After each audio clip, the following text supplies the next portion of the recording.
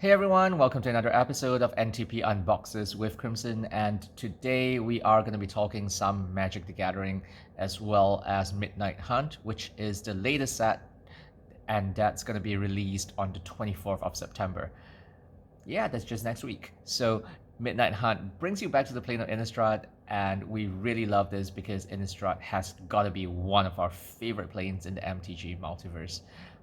It's a gothic place full of vampires, werewolves, angels, devils, and other things that go bump in the night. And it's also the home plane of one of our favorite planeswalkers, Sorin Markov, emo vampire guy. So I would say, all in all, we really want to see what's in the set. Now I have with me here, in my hands, the media drop for Innistrad, and you can see this is a wooden box. It's been aged and engraved, so there's a set symbol here, together with the logo on the lid, and it's sealed by a clasp, which I'm gonna just pop open right now. So let's take a look at what's inside. What do we have here? So this scroll of some sort. So this looks like a scroll, probably a message scroll. There's some stains on the sides, kind of like dirt or blood, which is very in keeping with Innistrad as a setting. I'm going to put this down for now. There's a newspaper clipping from the looks of it, Innistrad Gazette, and the headline says, "Mysterious Midnight Murder Grips Town with Fear." So I guess this is probably very in character as well. You might expect to read a newspaper such as this if you were in Gavany or if you were in Thraben or something. And yeah, it's about werewolf attacks. There's a bit of investigation, and investigation is a mechanic that was introduced with the previous Innistrad set. And yeah, I'm sure everyone's going to be looking for clues. Okay, so that's something I'm going to be looking at in detail in a bit as well. So I'm going to put this aside as well for now. There are some sleeves. There's some sleeves here. These are great for drafting. Also great for us because we're going to be cracking open a box of Midnight Hunt boosters in a bit, and we'll be putting our mythics and I guess our foils and rares into the sleeves here. So that's good stuff. And of course, here we have some dice, six-sided dice. So I guess these are great for +1/+1 counters, and they're in red and green, so werewolf colors. So that's very flavorful. I'm gonna just give them a bit of a toss. See how our luck is with the dice. I'm gonna just pull out two of them and just toss them a bit. Okay, 5 and 3. That's an 8. That's not too bad, I guess. Pretty solid numbers there, above average. So I guess that hopefully our luck is going to be above average as well when we open our packs and we get some good stuff. Yeah, so that's the dice. I'm going to just put the dice back in here. I'm going to put the sleeves back in here as well. So we have the space on the table, and I'm now going to take a look at the scrolls. I'm going to just take off the string on the scroll, I guess. Take a look at that. It looks like a message. To my dear friend Jason, it has been a while since we last met in Innistrad, and I hope you have been well. We will be celebrating Harvesttide again after so many years, yet I have some reason to imagine that something is amiss. People in town are going missing, see, that kind of links back to the article, and hitherto have not returned. Others are killed with ghastly wounds and clumps of fur left behind. Could it be werewolves? No shit, Sherlock. Even the skies mock us, for the nights are getting longer. Our fear grows. So this is something that's also alluded to in the official website for Midnight Hunt. You can go read a bit about the backstory and the lore for this set on the website as well. So just go check it out. Okay, let's move on. Will you allow me to humbly request your presence back in Innistrad and help us find a way to protect our friends?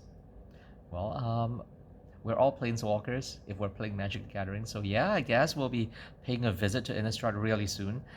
Trusting soon to hear from you, I remain. Sincerely yours, your best friend Anna, Innistrad.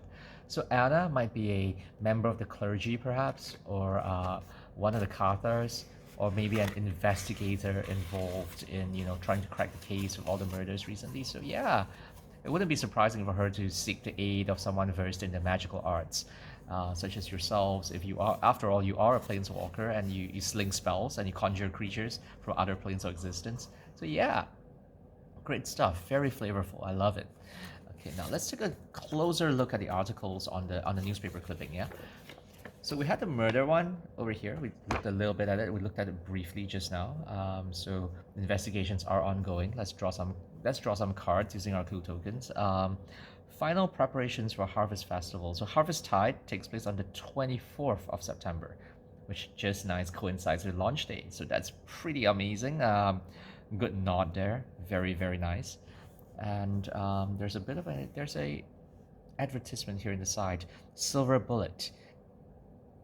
So since we all know that silver and werewolves just don't meet, they're kind of like fire and water. Silver is deadly to werewolves.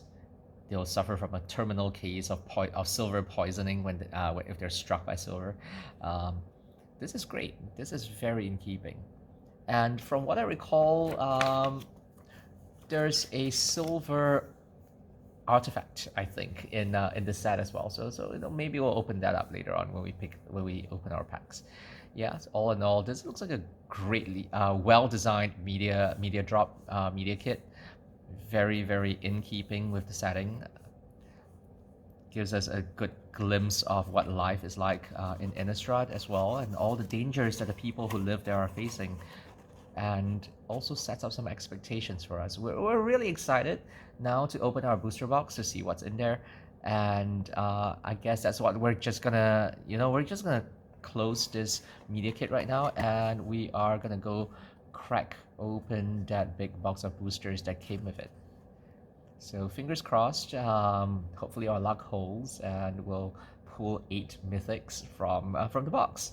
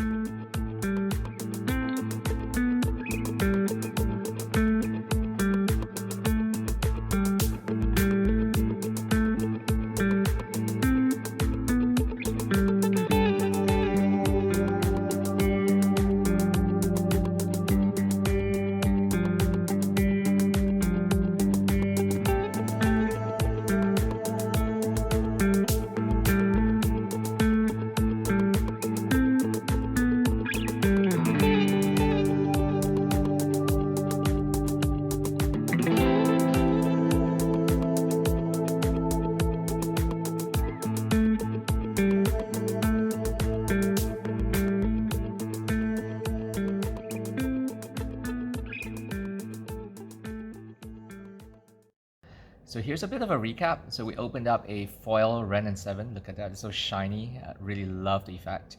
And Ren and 7 looks like it's going to be a great addition to our commander decks. It's got quite a few great abilities. It's going to help you ramp so hard.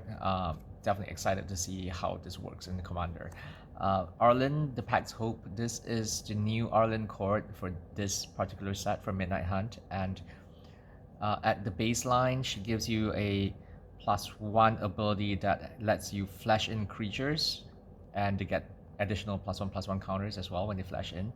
And she makes wolves as well. And on the flip side, Arlinn's really powerful on her own. She gets a ability to turn into a 5/5 werewolf creature that has trample, indestructible, and haste. So that's really cool. And the +2 gives you mana. So that's helpful as well. Sigarda, Champion of Light. I think this is a decent card to make a commander deck out of. She's got Flying Trample, 4 mana to cast, 4/4 body. Anthem effect for humans, so humans get +1/+1. And the Coven ability isn't too bad at all. It lets you dig 5 cards into your deck to pull out a human card, and that's generally good stuff. So great commander potential here. Sigardian Savior, kind of like a Revelark, I guess, when you cast it, returns 2 target creature cards with mana value 2 or less from the graveyard to the battlefield. I definitely can see some uses for this, and it's very in the theme, very flavorful, because humans are typically costed at maybe about 2 mana or thereabouts. So this is good stuff. Very flip. Looks like it's great to go with the Sigarda. Spectral Adversary. It's a blue card, of course. Flying Flash Spirit. Really a lot better if you pay the extra cost for it when it comes into play, because you get to add +1/+1 counters on that, and at the same time phase out artifacts, creatures, or enchantments. So looks like something that we'll see play, something that we'll see use in our decks as well. Just gotta figure out how we're gonna use this. But in Commander, where you have a lot more opportunities to, hit up unlimited mana, this could be fun. So we open up Primeval Bounty as well. So Primeval Bounty is a green enchantment. Has a couple effects. Creates tokens, adds +1/+1 counters, and when live, you gain life when a land enters the battlefield. So not too bad. It's an enchantment in green, 6 mana, but you can easily get 6 mana in green, especially if you're playing Commander. So I guess this is pretty decent. Platinum Angel. Platinum Angel is one of those Commander-ish cards. Can be a bit annoying, but it can also be a bit of a lifesaver because you can't lose the game and your opponents can't win the game as long as the Platinum Angel's on the table. Eloy's Nephalous Sleuth. This is the one card, the one mythic we got from the Midnight Hunt Commander, and it's so flavorful. So kind of like a detective type character. Whenever another creature you control dies, you investigate. So yeah, I guess it's a murder investigation. You get your clue token, you get to draw your cards, and when you sacrifice the token, you surveil for 1. So hunting for clues, holding out, surveillance stakeouts. That's very much a detective kind of thing. Very flavorful, and to think that it's a rogue as well. So this could be an addition to a rogue tribal kind of deck, but not too sure if we're ever going to use her as an actual commander ourselves. May work well with Krydle from the AFR set, because Krydle's a rogue as well. So this is kind of interesting. 5 mana to cast 4/4 body. Yeah, not too bad. So those are our mythics from this set. So we have 8 mythics all in all, and 8 mythics just kind of like what we rolled on the dice at the beginning when we first opened up the media drop. So this is pretty interesting. Maybe the dice were able to predict how many mythics we were going to open. What do you think? Alright, so that's that for the mythics, and I'm going to talk a little bit about the other cards that we picked out. So we have a special art Gisa the Glorious Resurrector. So this is very interesting for us. This is a great card in black. If an opponent's creatures die, they get exiled, and of course you get to bring them back on your upkeep as long as Gisa's around, and that's pretty cool. Gisa's a bit hard to get rid of as well because 4/4 body, and you're probably gonna need a solid kill spell to get rid of her. So all in all, pretty decent card. Good for Commander, I guess, and we're probably gonna be even thinking of building a Commander deck around her. We'll see. Mono black is going to be pretty interesting with that.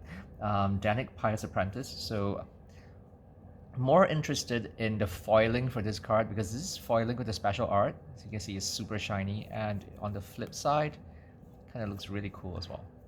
Yeah, so this is Danik Pious Apprentice / Apparition. Looks really good in the foiling and the special art. So definitely want to collect more of these cards. Let's talk a little bit about Vanquish the Horde. Now, this is probably one of the best board wipes I've seen in white, and this is going to be really handy in Commander for sure, because you're definitely going to be seeing a whole lot of creatures on the board with Commander, especially when there are decks that can create tokens, decks that can ramp and spawn all sorts of creatures, and you'll probably be casting this for 2 white mana instead of its base, CMC cost. So you're definitely not going to be casting it for 8 mana most of the time. So this is kind of cool. And this is definitely an auto-include in our decks, because I sure love my board wipes. Yeah. Curse of Silence, 1 white mana just to cast this, and it makes a card that you name cost 2 more mana. So this is very in keeping with white.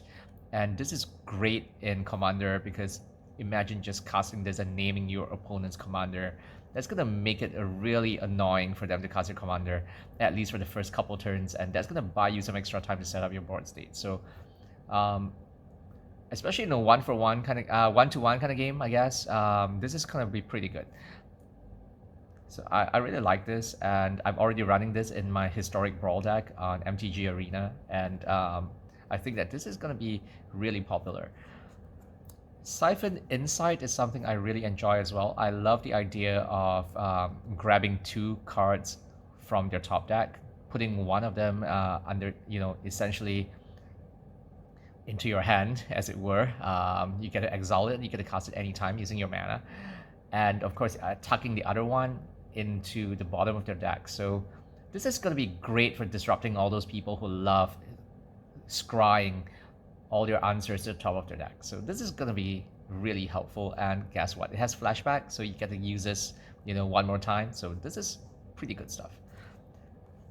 Pithing Needle, I guess this is really effective against planeswalkers and other things that you name, and this can help buy you some valuable time as well, force them to use a removal to get rid of that. And I don't think people have a habit of stocking way too many artifact removals, so this is going to be fun, at least to disrupt your opponents in the first game, if you're playing best of 3. Or if you're playing best of 1, I guess, this could shut people down, so this is good stuff.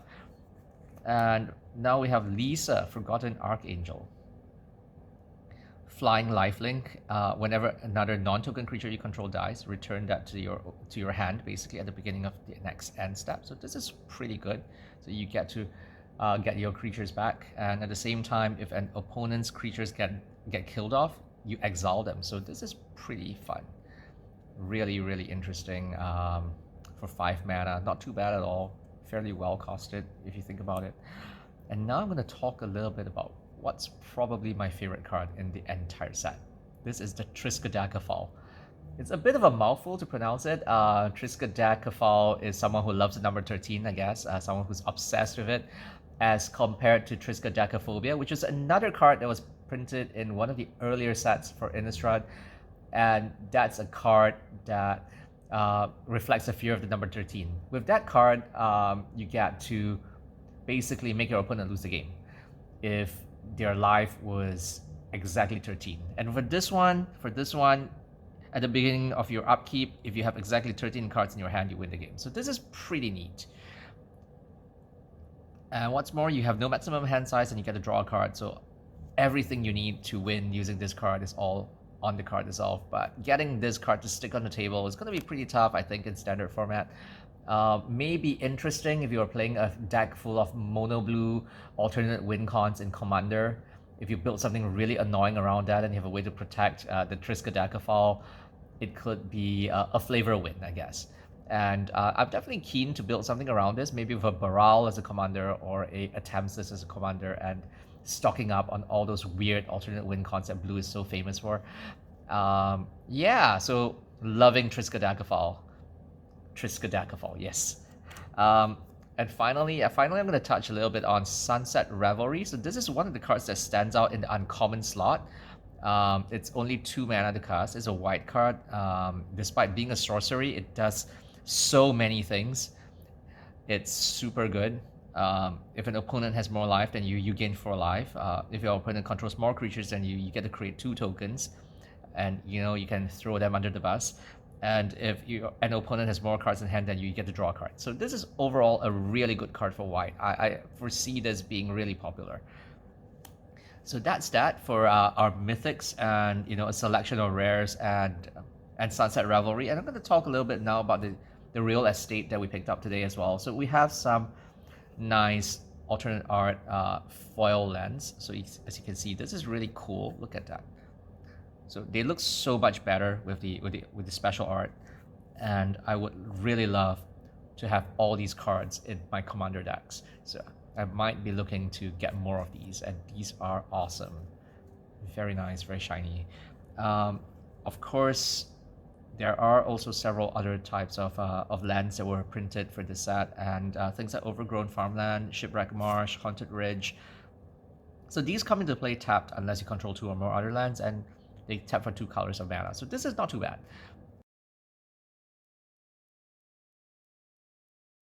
Hope you had a great time viewing the video and our unboxing. And if you like what we do, be sure to like and subscribe. Follow us on Facebook, on our Twitter, and our Instagram as well. And be sure to let us know what you open when you get your packs. This is Jason signing off.